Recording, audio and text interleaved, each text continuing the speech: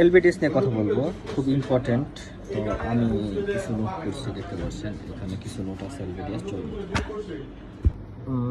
ল্যাপটপে যদি পাওয়ার আসে নো ডিসপ্লে, তো সেখানে এলবিডিএস এর যে কানেক্টরটা আছে সেখানে অনেকগুলো পিন থাকে।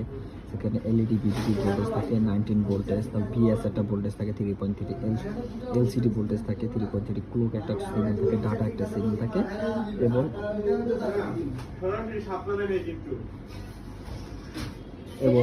BL on. হ্যাঁ, এটা হলো বিএল অন। এখানে 3.3 একটা ভোল্টেজ থাকবে।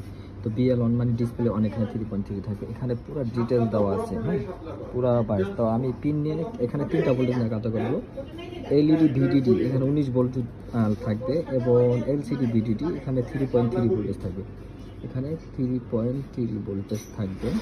আর বিএল অন এই 3টা সিগন্যালে কাজ করবেন। আর ক্লোক ডাটা এটা সরাসরি প্রসেসরে কাজ করে।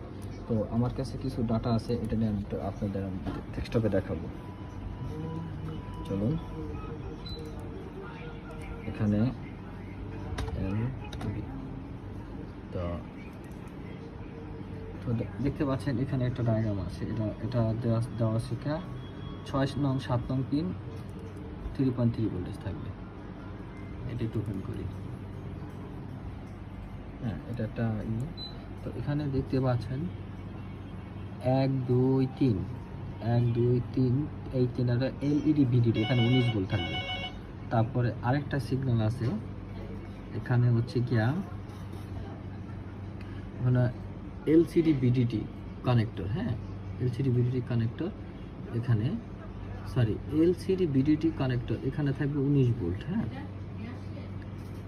এখানে একটা ভোল্টেজ থাকবে। তারপরে এখানে এলইডি ভিডিডি এখানে থাকবে 3.3 ভোল্টেজ। এটা 3.3, এটা না থাকলে ল্যাপটপে dim light, no light, dim light, হ্যাঁ, নো ডিসপ্লে, এই সমস্যাগুলো হয়।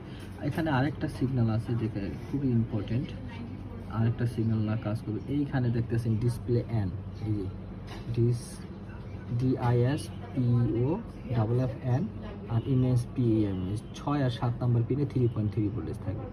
এই ভোল্টেজগুলো যদি না থাকে তাহলে এখানে কাজ করবেন, ইনশাল্লাহ আপনার display light, dim light, no data, এগুলোর সমস্যা সমাধান হয়ে যাবে। আরেকটা ফাইল আছে, আরেকটা এক একটা পিডিএফ, এক একটা সিকোয়েন্স এক এক রকম। তো সিকোয়েন্স অনুযায়ী কাজ করতে হবে।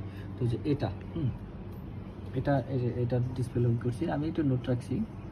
তো এখানে লেখা আছে এই যে এলইডি বিসিসি ইন, হ্যাঁ, এখানে 19 ভোল্ট থাকবে, 19 ভোল্ট এলইডি বিডিডি, একটা গেল।